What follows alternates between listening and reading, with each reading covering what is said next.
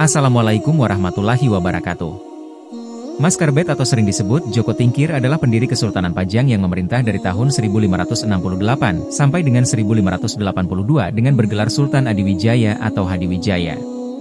Meski sering dijadikan tokoh dongeng di dalam babat, Hadiwijaya merupakan pemimpin Islam Jawa yang sangat ilmiah dan menjunjung tinggi ilmu pengetahuan. Ini terbukti dalam serat Nitis Ruti, literatur peninggalan Kesultanan Pajang yang masih otentik dan belum dibabatkan.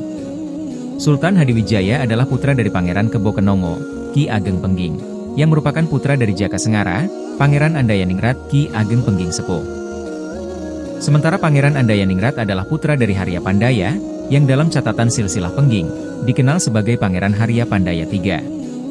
Harya Pandaya merupakan anak Harya Pandaya II Harya Bubaran yang masih keturunan Mahapatih Gajah Mada. Sejak kecil Hadiwijaya diasuh oleh Nyai Ageng Tingkir. Kemudian menjadi murid Sunan Kalijaga. Kesuksesan karirnya dimulai sejak ia mengabdi pada Kesultanan Demak dan menikah dengan Ratu Mas Cempaka, putri dari Sultan Trenggana. Semenjak itulah, posisinya cukup berpengaruh di kalangan keluarga Keraton Demak. Sehingga ia pun didukung oleh Ratu Kalinyamat untuk memulihkan kestabilan politik Demak. Peristiwa itu menyebabkan berdirinya Kesultanan Pajang. Nama aslinya adalah Maskarbet, lahir pada tanggal 18 Jumadil akhir tahun Dal Mangsa 8 menjelang subuh. Kisahnya berawal ketika Ki Ageng Pengging sedang menggelar pertunjukan wayang beber dan dalangnya adalah Ki Ageng Tingkir. Namun suara wayang yang dikemebret, ditertiup angin membuat bayi itu diberi nama Maskarbet. Kedua Ki Ageng ini adalah murid Syekh Siti Jenar. Sepulang dari mendalang, Ki Ageng Tingkir jatuh sakit dan meninggal dunia. 10 tahun kemudian, Ki Ageng Pengging dihukum mati karena dituduh memberontak terhadap kerajaan Demak. Sebagai pelaksana hukuman ialah Sunan Kudus. Setelah kematian suaminya, Nyai Ageng Pengging jatuh sakit dan meninggal pula. Sejak itu, Maskarbet diambil sebagai anak angkat Nyai Ageng Tingkir, janda Ki Ageng Tingkir, yang membuat masa remajanya lebih dikenal dengan nama Jaka Tingkir. Maskarbet gemar bertapa, berlatih bela diri dan kesaktian, sehingga tumbuh menjadi pemuda yang tangguh dan tampan. Ia lalu dijuluki Jaka Tingkir. Guru pertamanya adalah sang ayah, Ki Ageng Kebo Kenongo, dan sang kakek, Jaka Sengara Pangeran Andayaningrat, Ki Ageng Pengging Sepuh. Selain berguru kepada ayah dan kakeknya, Jaka Tingkir juga belajar dengan Sunan Kalijaga, dan lalu berguru pada Ki Ageng Sela, yang kemudian dipersaudarakan dengan ketiga murid dari Ki Ageng Sela, yaitu Ki Jurumartani, Ki Ageng Pamanahan, dan Ki Panjawi. Jaka Tingkir kemudian berguru pada Ki Ageng Banyubiru atau Ki Kebo Kanigoro, saudara tua ayahnya, kakak mendiang ayahnya. Dalam perguruan ini ada murid yang lain, yaitu Mas Manca, Mas Wila, dan Ki Wuragil. Adiwijaya memiliki beberapa orang anak. Putri-putrinya antara lain dinikahkan dengan Panji Wiryakrama Surabaya, Raden Pratano Madura, dan Arya Pamalat Tuban. Adapun putri yang paling tua dinikahkan dengan Arya Pangiri Bupati Demak. Arya Pangiri sebenarnya adalah anak Sultan Demak Sunan Prawoto, yang seharusnya memang meneruskan garis suksesi Kesultanan Demak dahulu. Putrinya yang bernama Gelampok Raras menikah dengan Panembahan Ratu I dan menjadi permaisuri Cirebon. Arya Pangiri didukung Panembahan Kudus, pengganti Sunan Kudus, untuk menjadi sultan. Pangeran Benawa sang putra mahkota saat itu disingkirkan namun masih diberi jabatan menjadi Bupati Jipang. Arya Pangiri pun lalu menjadi sultan di Pajang dengan gelar Ngawantipura. Babat Tanah Jawi selanjutnya mengisahkan, Jaka Tingkir ingin mengabdi ke ibu kota Demak. Beberapa kejadian menarik mengikuti Jaka Tingkir, baik dalam perjalanan menuju Demak maupun pada saat mengabdi di Demak. Para pujangga zaman dahulu mempunyai kebiasaan, atau semacam kode etik, berupa menghaluskan kisah atas suatu kejadian yang menyangkut raja atau istana yang kurang sepantasnya diceritakan dengan menggunakan kisah kiasan. Ada beberapa kisah kiasan yang mengikuti perjalanan hidup Jaka Tingkir alias Maskarbet. Dalam perjalanan ke Kerajaan Demak, zaman dahulu sebagai alat transportasi dipergunakan getek, rakit bambu, melalui sungai. Jaka Tingkir ditemani oleh teman seperguruannya Mas Manca, Mas Wila, dan Ki Wuragil. Versi kisah kiasan dari pujangga, dikisahkan bahwa dalam perjalanan itu di Kedung Srengenge. Kedung adalah bagian sungai yang dalam, Jaka Tingkir diserang oleh segerombolan buaya. Karena jagoan, Jaka Tingkir berhasil mengalahkan buaya-buaya tersebut dan sebagai tebusannya dalam melanjutkan ke Demak Jaka Tingkir dikawal oleh buaya-buaya di sebelah kiri, kanan depan dan belakang sebanyak masing-masing 40 ekor. Para pujangga pun menciptakan gending, lagu, atas kejadian tersebut yang terkenal hingga kini, yaitu lagu Si Gramilir. Kisah ini Menurut sebuah sumber disebutkan setelah beliau menikahkan putrinya dengan Panembahanan Lemah Dhuwur di Sumenep. Maka saat dia ingin kembali ke Pajang, dia mendapat mimpi. Ada juga YG sebut diberikan wasiat oleh Sunan Prapen, bahwa tidak pantas jika dia akan kembali ke dalam jabatan di Kesultanan Pajang. Pasukannya sudah kalah oleh Sutawijaya, ia harus merelakan agar Pajang dilanjutkan Arya Pangiri. Ini digambarkan dia seperti berada dalam perahu. Maka jika dia kembali ke air, habislah dia dimakan buaya. Maka akhirnya dia mendirikan padepokan di Pringgoboyo, Lamongan, sebelum akhirnya mengasingkan diri ke Sukowati. Yaitu sampai wafatnya di Butuh, Sragen. Sesampainya di Demak, Jaka Tingkir tinggal di rumah pamannya Kiai Ganda Mustaka, saudara Nyi Ageng Tingkir, yang menjadi perawat masjid Demak berpangkat Lurah Ganjur. Jaka Tingkir menarik simpati Raja Demak Sultan Trenggana atas suatu kejadian. Di istana Demak terdapat sebuah kolam yang cukup besar. Pada suatu hari ketika Jaka Tingkir sedang berdiri di tepian kolam, tiba-tiba pamannya berteriak agar dia, Jaka Tingkir, segera menyingkir dari tempatnya, karena Sultan Trenggana segera lewat.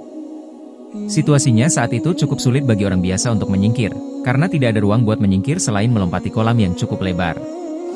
Jaka Tingkir alias Mas Karbet yang terlatih dengan sigap dan mudah segera melompati kolam, agar tidak mengganggu jalannya Sultan Trenggana. Sultan Trenggana sangat terkesan melihat kejadian tersebut, sehingga ia diangkat menjadi kepala prajurit Demak berpangkat Lurah Wiratamtama. Kejadian berikutnya versi kisah kiasan dari Pujangga dikisahkan bahwa suatu hari Jaka Tingkir sebagai Lurah Wiratamtama bertugas menyeleksi penerimaan prajurit baru. Ada seorang pelamar bernama Dadu Ngawuk yang sombong dan suka pamer. Jaka Tingkir menguji kesaktiannya dan Dadu Ngawuk tewas hanya dengan menggunakan sadakinang. Akibatnya, Jaka Tingkir pun dipecat dari ketentaraan dan diusir dari Demak. Kejadian sesungguhnya atas versi kisah kiasan Dadu Ngawuk adalah sebagai berikut. Alkisah Sultan Trenggana mempunyai seorang putri cantik bernama Putri Cempaka. Bukan Jaka Tingkir kalau tidak mengetahui ini dan tidak dapat menaklukkan hati sang putri. Secara diam-diam Jaka Tingkir menjalin hubungan dengan Putri Cempaka. Namun tindakan tidak terpuji ini sempat ketahuan, sehingga Jaka Tingkir diusir dari kerajaan Demak. Kejadian berikutnya menurut versi kisah kiasan Pujangga, diceritakan bahwa pada suatu hari Sultan Trenggana sekeluarga sedang berwisata di Gunung Prawoto. Jaka Tingkir melepas seekor kerbau yang dinamakan sebagai Kebo Danu. Kerbau Danu sudah diberi tanah pada telinganya, sehingga kerbau merasa tidak nyaman dan mengamuk. Kerbau itu mengamuk menyerang pesanggerahan raja, di mana tidak ada prajurit yang mampu menaklukkan si kerbau. Sultan Trenggana memerintahkan bala tentaranya untuk mencari Jaka Tingkir yang diharapkan dapat menaklukkan kerbau tersebut. Jaka Tingkir diketemukan dan tampil menghadapi kerbau ngamuk. Kerbau itu dengan mudah dibunuhnya. Atas jasanya itu, Trenggana mengangkat kembali Jaka Tingkir menjadi Lurah Wiratamtama. Prestasi Jaka Tingkir sangat cemerlang meskipun tidak diceritakan secara jelas dalam Babat Tanah Jawi. Hal itu dapat dilihat dengan diangkatnya Jaka Tingkir sebagai Adipati Pajang bergelar Adipati Adiwijaya.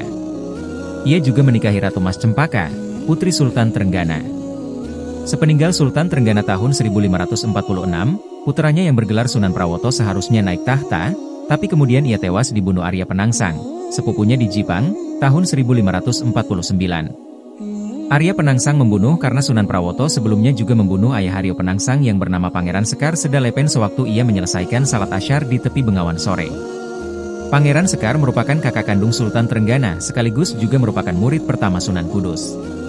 Pembunuhan-pembunuhan ini dilakukan dengan menggunakan keris Kiai Setan Kober. Selain itu, Aryo Penangsang juga membunuh Pangeran Hadiri suami dari Ratu Kalinyamat yang menjadi Bupati Jepara.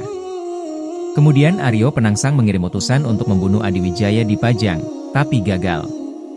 Justru Adiwijaya menjamu para pembunuh itu dengan baik, serta memberi mereka hadiah untuk mempermalukan Arya Penangsang. Sepeninggal suaminya, Ratu Kalinyamat, adik Sunan Prawoto, mendesak Adiwijaya agar menumpas Aryo Penangsang karena hanya ia yang setara kesaktiannya dengan Adipati Jipang tersebut. Adiwijaya segan memerangi Aryo Penangsang secara langsung karena sama-sama anggota keluarga Demak dan merupakan saudara seperguruan sama-sama murid Sunan Kudus.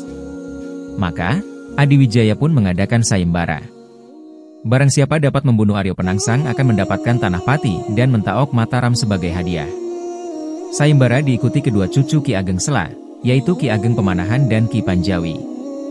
Dalam perang itu, Ki Juru Martani, kakak ipar Ki Ageng Pemanahan, berhasil menyusun siasat cerdik sehingga Sutawijaya, anak Ki Ageng Pemanahan, dapat menewaskan Arya Penangsang setelah menusukkan tombak Kiai Pleret ketika Arya Penangsang menyeberang Bengawan Sore dengan mengendarai kuda jantan gagak rimang. Setelah peristiwa tahun 1549 tersebut, pusat kerajaan tersebut kemudian dipindah ke Pajang dengan Adiwijaya sebagai raja pertama. Demak kemudian dijadikan kadipaten dengan anak Sunan Prawoto yang menjadi adipatinya. Adiwijaya juga mengangkat rekan-rekan seperjuangannya dalam pemerintahan. Mas Manca dijadikan pati bergelar Pati Mancanegara, sedangkan Mas Wila dan Ki Wuragil dijadikan menteri berpangkat Ngabehi. Sesuai perjanjian Sayembara, Ki Panjawi mendapatkan tanah Pati dan bergelar Ki Ageng Pati. Sementara itu, Ki Ageng Pemanahan masih menunggu karena seolah-olah Adiwijaya menunda penyerahan tanah Mataram. Sampai tahun 1556, tanah Mataram masih ditahan Adiwijaya. Ki Ageng Pemanahan segan untuk meminta. Sunan Kalijaga selaku guru tampil sebagai penengah kedua muridnya itu. Ternyata, alasan penundaan hadiah adalah dikarenakan rasa cemas Adiwijaya ketika mendengar ramalan Sunan Prapen bahwa di Mataram akan lahir sebuah kerajaan yang mampu mengalahkan kebesaran Pajang. Ramalan itu didengarnya saat ia dilantik menjadi raja usai kematian Arya Penangsang. Sunan Kalijaga meminta Adiwijaya agar menepati janji karena sebagai raja ia adalah panutan rakyat. Sebaliknya, Ki Ageng Pemanahan juga diwajibkan bersumpah setia kepada Pajang. Ki Ageng bersedia. Maka, Adiwijaya pun rela menyerahkan tanah Mataram pada kakak angkatnya itu. Tanah Mataram adalah bekas kerajaan kuno, bernama Kerajaan Mataram yang saat itu sudah tertutup hutan bernama Alas Mentau. Ki Ageng Pemanahan sekeluarga, termasuk Ki Juru Martani, membuka hutan tersebut menjadi Desa Mataram. Meskipun hanya sebuah desa namun bersifat perdikan atau Simaswatantra. Ki Ageng Pemanahan yang kemudian bergelar Ki Ageng Mataram, hanya diwajibkan menghadap ke Pajang secara rutin sebagai bukti kesetiaan tanpa harus membayar pajak dan upeti. Saat naik tahta, kekuasaan Adiwijaya hanya mencakup wilayah Jawa Tengah saja, karena sepeninggal Sultan Trenggana, banyak daerah bawahan Demak yang melepaskan diri. Negeri-negeri di Jawa Timur yang tergabung dalam persekutuan Adipati Bangwetan saat itu dipimpin oleh Panji Wiryakrama Bupati Surabaya. Persekutuan adipati tersebut sedang menghadapi ancaman invasi dari berbagai penjuru, yaitu Pajang, Madura, dan Blambangan. Pada tahun 1568 Sunan Prapen penguasa Giri Kedaton menjadi mediator pertemuan antara Adiwijaya Raja Pajang di atas negeri yang mereka pimpin. Sebagai tanda ikatan politik, Panji Wiryakrama diambil sebagai menantu Adiwijaya. Selain itu, Adiwijaya juga berhasil menundukkan Madura setelah penguasa pulau itu yang bernama Raden Pratanu bergelar Panembahan Lemah Dur Arosbaya menjadi menantunya.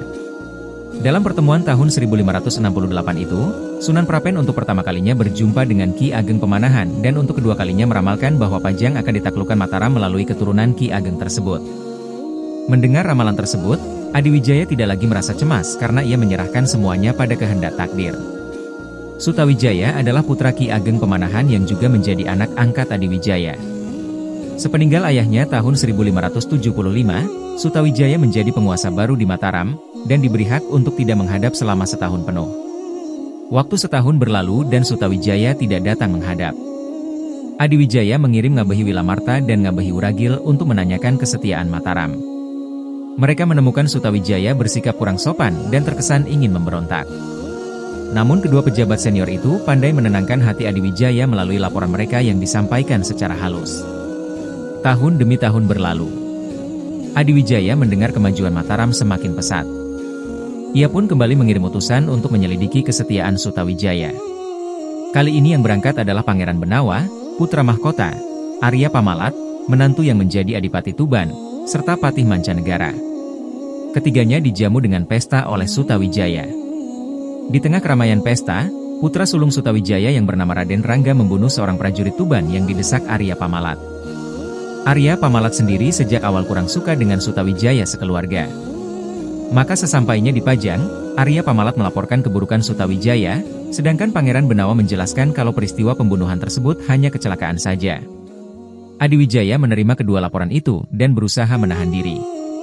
Pada tahun 1582 seorang keponakan Sutawijaya yang tinggal di Pajang, bernama Raden Pabelan dihukum mati karena berani menyusup ke dalam keputrian menemui Ratu Sekar Kedaton, putri bungsu Adiwijaya. Ayah Pabelan yang bernama Tumenggung Mayang dijatuhi hukuman buang karena diduga ikut membantu anaknya. Ibu Raden Pabelan yang merupakan adik perempuan Sutawijaya meminta bantuan ke Mataram. Sutawijaya pun mengirim utusan untuk merebut Tumenggung Mayang dalam perjalanan pembuangannya ke Semarang. Perbuatan Sutawijaya itu menjadi alasan Adiwijaya untuk menyerang Mataram. Perang antara kedua pihak pun meletus. Pasukan Pajang bermarkas di Prambanan dengan jumlah lebih banyak, namun menderita kekalahan. Adiwijaya semakin tergoncang mendengar Gunung Merapi tiba-tiba meletus dan laharnya ikut menerjang pasukan Pajang yang berperang dekat gunung tersebut. Adiwijaya menarik pasukannya mundur. Dalam perjalanan pulang, ia singgah ke makam Sunan Tembayat namun tidak mampu membuka pintu gerbangnya. Hal itu dianggapnya sebagai firasat kalau ajalnya segera tiba. Adiwijaya melanjutkan perjalanan pulang. Di tengah jalan ia jatuh dari punggung gajah tunggangannya, sehingga harus diusung dengan tandu. Sesampai di Pajang, datang makhluk halus anak buah Sutawijaya bernama Ki Jurutaman memukul dada Adiwijaya, membuat sakitnya bertambah parah. Adiwijaya berwasiat supaya anak-anak dan menantunya jangan ada yang membenci Sutawijaya, karena perang antara Pajang dan Mataram diyakininya sebagai takdir. Selain itu, Sutawijaya sendiri adalah anak angkat Adiwijaya yang dianggapnya sebagai putra tertua. Pada cerita rakyat dinyatakan bahwa sebenarnya Sutawijaya adalah anak kandung Adiwijaya dengan anak Ki Ageng Sela. Adiwijaya alias Jaka Tingkir akhirnya meninggal dunia tahun 1582 tersebut. Ia dimakamkan di Desa Butuh, yaitu kampung halaman ibu kandungnya. Terima kasih sudah menonton video ini. Jangan lupa untuk memberikan like dan subscribe.